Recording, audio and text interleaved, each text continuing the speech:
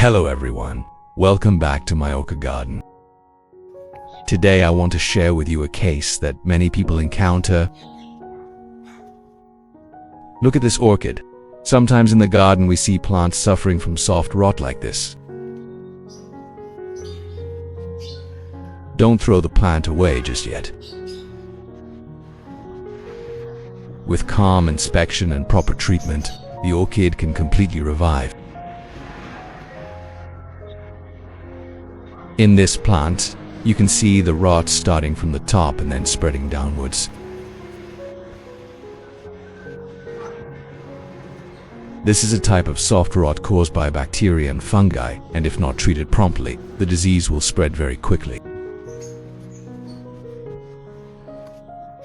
Looking closely inside, you will see a lot of bacteria and mold accumulating there.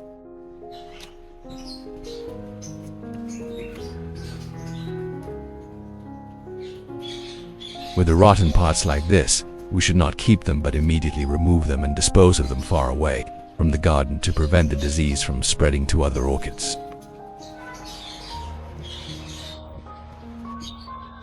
Now let's check the growing medium.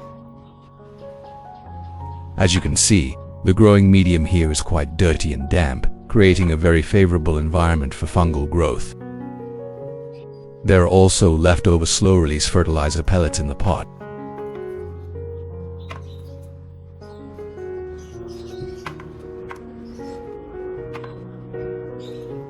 Further examination reveals many white fungal filaments in the growing medium.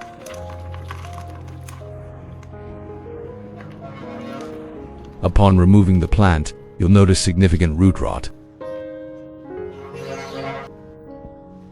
There are also signs of residual chemical fertilizer, especially from overuse.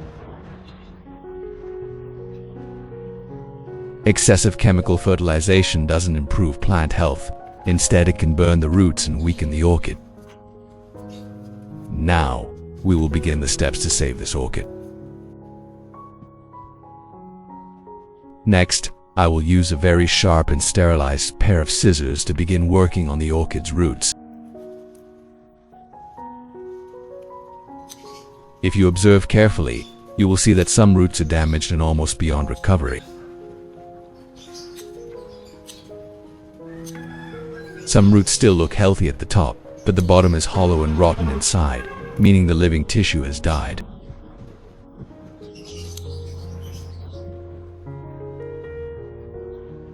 By removing the damaged roots, the orchid will focus on nourishing and developing new roots, and a new root system will naturally form.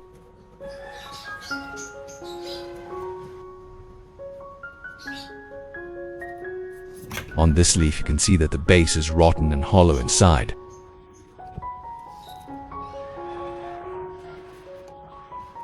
Therefore, I will remove this leaf immediately to prevent the disease from spreading further.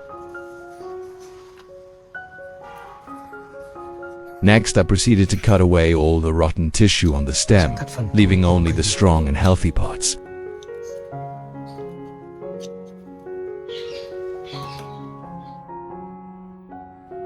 At this point, we have finished treating the roots and the rotten parts of the orchid, preparing it for the next steps to help it recover.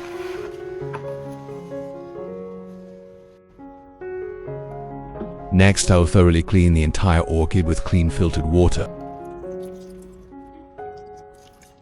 This is a very important step that I perform on almost every orchid before any further treatment or care.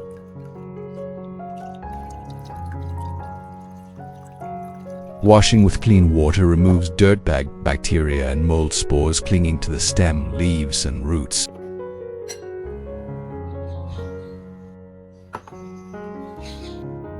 Next, I prepare a clean container or pot to mix the orchid treatment solution. Then, I pour in about 1 liter of clean water.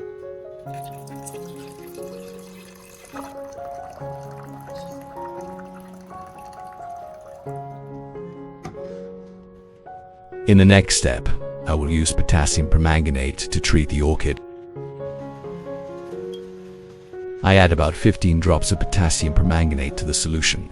This amount is just enough to create an antibacterial environment and limit fungal diseases.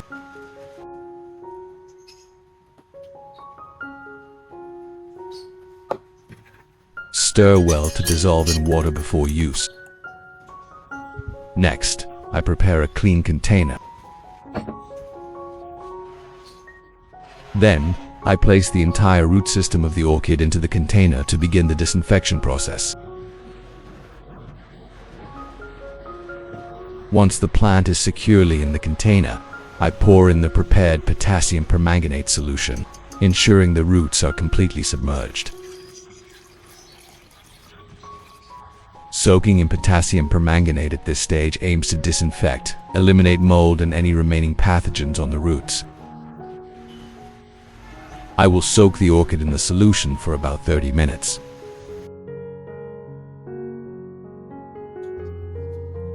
In the next step, I used oranges as a natural ingredient to supplement the nutrient solution for my orchids.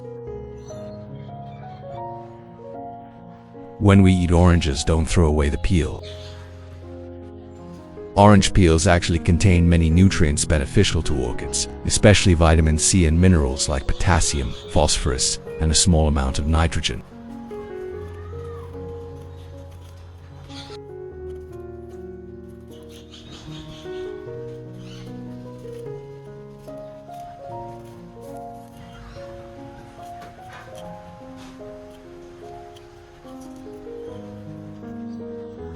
Therefore, after separating the pulp, I kept all the peel.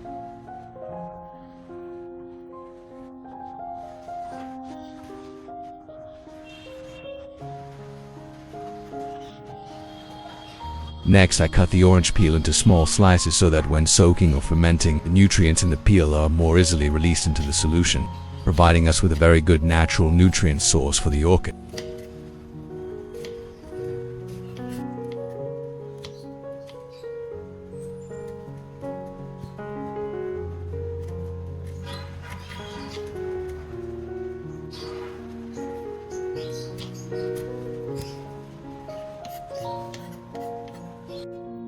Next, I prepare a clean container to begin incubating the nutrient solution.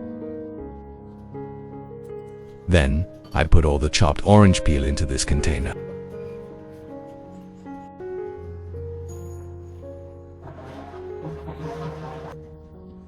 Next, I poured in about 500 milliliters of boiling water to better extract the nutrients from the ingredients.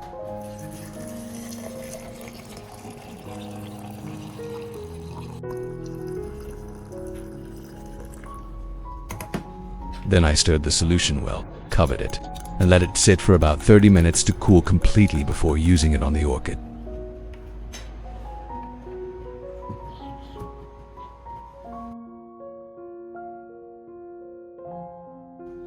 "30 minutes after soaking in the potassium permanganate solution, the base and roots of the orchid were quite thoroughly disinfected.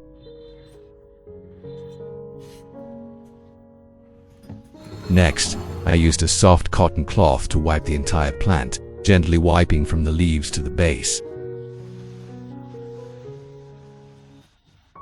This helped remove any remaining dirt and mold from the surface. Once the orchid is completely cleaned in this way, the environment around the stem and roots will be more breathable, helping the plant recover quickly and begin healthy growth again. After about 30 minutes, the orange peel solution I had just soaked had completely cooled. By this time, the vitamins and minerals from the orange peels had dissolved into the water, creating a natural nutrient solution that is very good for orchids. Next, I used a small sieve to filter out all the pulp and residue from the orange peels, keeping only the clear nutrients. This solution can then be used to help orchids recover and stimulate growth very effectively. Next, I added aloe vera solution.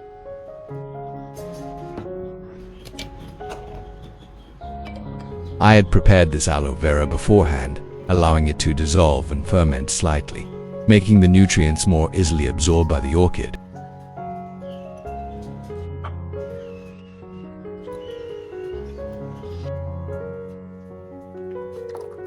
Then, I filtered out the clear aloe vera juice and measured about 50 milliliters to add to the solution we just prepared. Aloe vera contains many natural enzymes and minerals, which help stimulate root recovery and support stronger plant growth.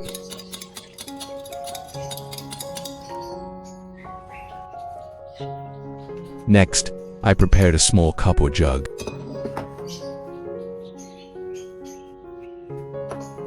I then placed the base and roots of the orchid into this cup.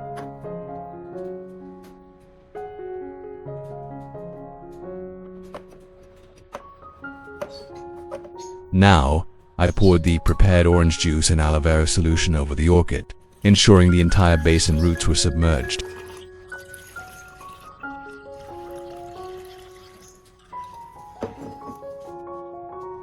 This mixture will help the roots absorb natural vitamins and minerals. I soaked the orchid for about 25 minutes.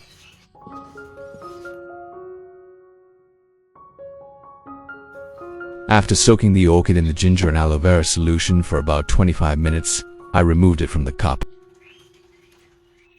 At this point, carefully observing the roots, you'll see the root tips begin to turn green, and the young roots appear plumper and fresher. This indicates that the root cells are being activated and beginning to recover, preparing for new growth. After removing the plant, I gently wipe the entire stem and roots with a soft cloth to remove any remaining water.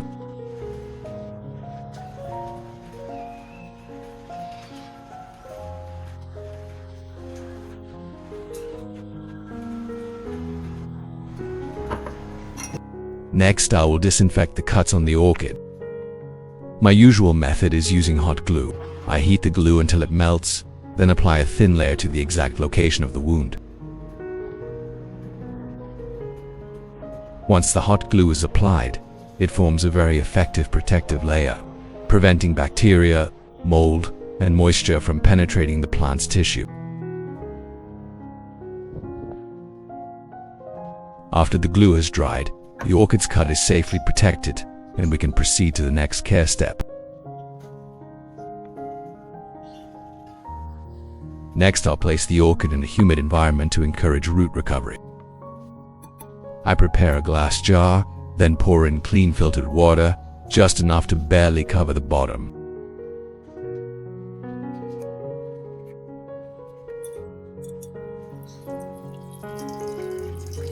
At this point, the cuts on the orchid have completely dried, so I gently place the entire plant into the jar.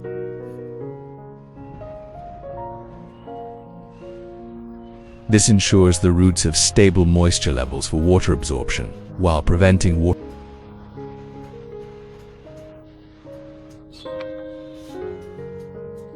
Then, to create a more stable, humid environment, I take a pot with many drainage holes and gently place it over the mouth of the jar.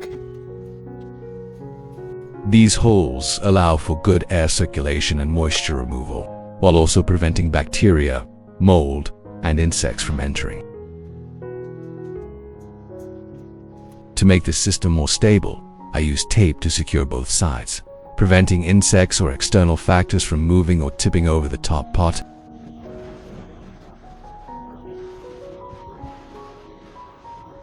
You should check the water level in the pot regularly to ensure there's always enough water.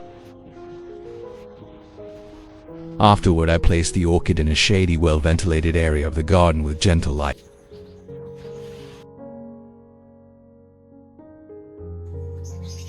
After 4 weeks of applying this method, I returned to check on the orchid. The results were truly encouraging. New root tips had appeared. The roots were starting to grow stronger, and, most notably, a new shoot had emerged from the base.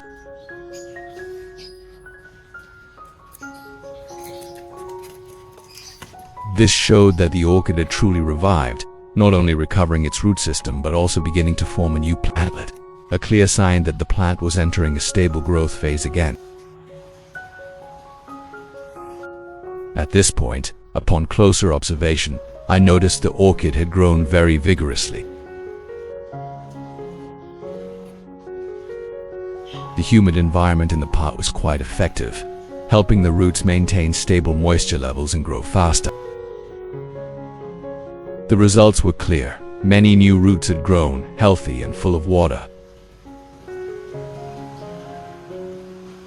Not only that, a new shoot had emerged from the base of the plant and was beginning to develop.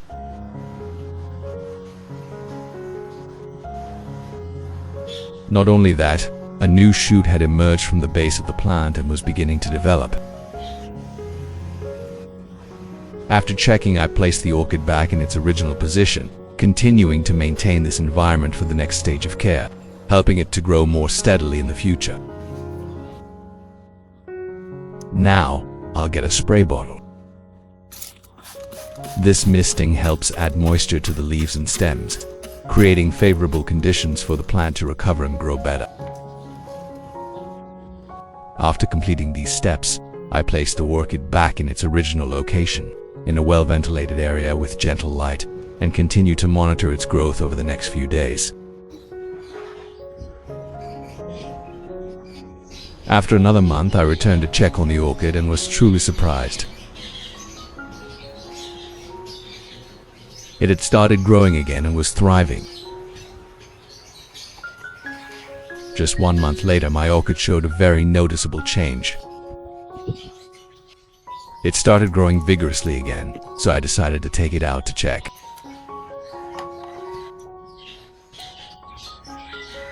When I removed the orchid from its pot, it was immediately apparent that it was thriving. New shoots had emerged, lush and vibrant. The root system was also strong, with many new roots growing out, long and healthy root tips extending from the young plant.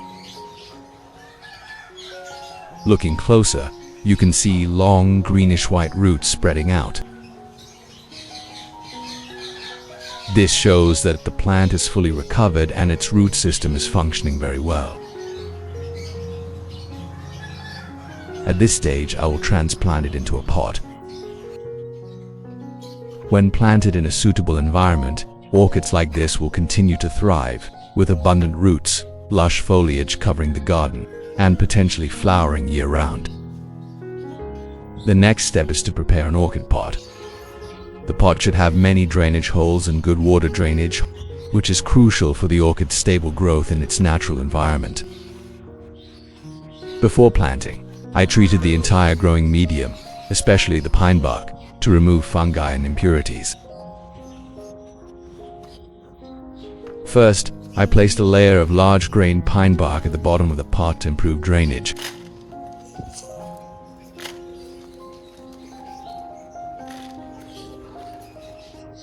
Then, I placed the orchid in the center of the pot, ensuring it stood balanced in the center. Next, I added pine bark around the roots, covering the entire pot to secure the plant.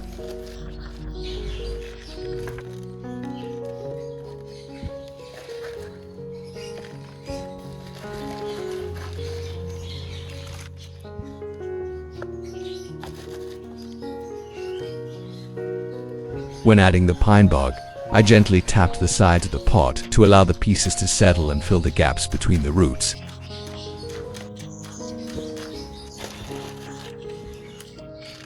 This method helps the growing medium hug the roots tightly while maintaining the necessary aeration. Next, I will cover the surface of the pot with a thin layer of moss. This moss layer is very important. It helps maintain stable moisture levels in the growing medium while ensuring adequate aeration for the orchid's roots. When the moisture level is maintained correctly, the orchid roots will grow stronger and anchor better to the growing medium. And that completes planting an orchid pot. In the next step, I will prepare a natural fertilizer to continue caring for the plant.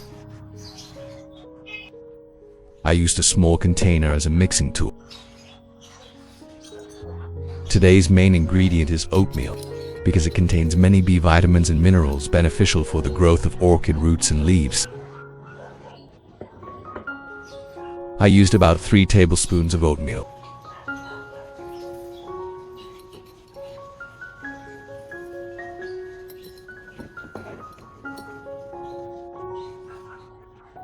Then poured in about 500 milliliters of clean filtered water.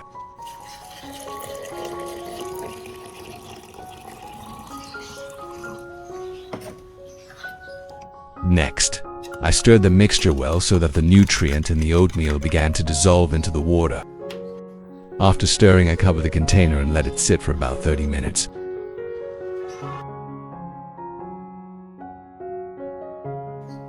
After about 30 minutes, you can see that the oats have begun to dissolve in the water. At this point, the starches and many nutrients inside the oats have dissolved, forming a slightly viscous solution. Next, I prepare a clean container to hold the solution.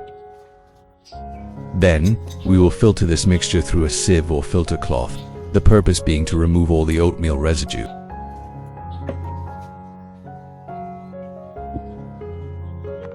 Next, I started caring for the orchid with a prepared nutrient solution.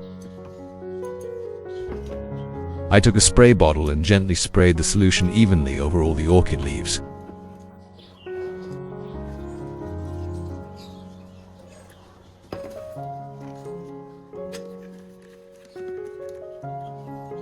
This foliar fertilization method is very effective because the stomata on the leaf surface absorb nutrients, which are then transported to the roots, helping the plant recover and grow healthier.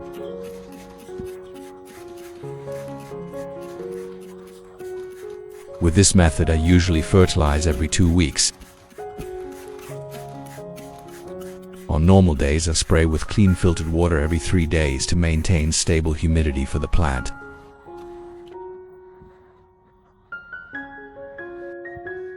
Next, I will water the orchid directly at the roots with nutrient solution. I pour the solution directly onto the roots so that they can absorb the nutrients quickly and efficiently. When the solution penetrates the roots, the orchid's root system acts like a natural pump, drawing in nutrients and transporting them to the leaf cells. This allows the plant to absorb and store nutrients, leading to healthier growth. After watering, I soak the entire pot in the solution for about 20 minutes. After this time, I will remove the orchid pot to drain the water. At this stage, the plant is strong enough that no further covering is needed. I will move the orchid pot to the garden, placing it in a shady, well-ventilated spot with gentle light.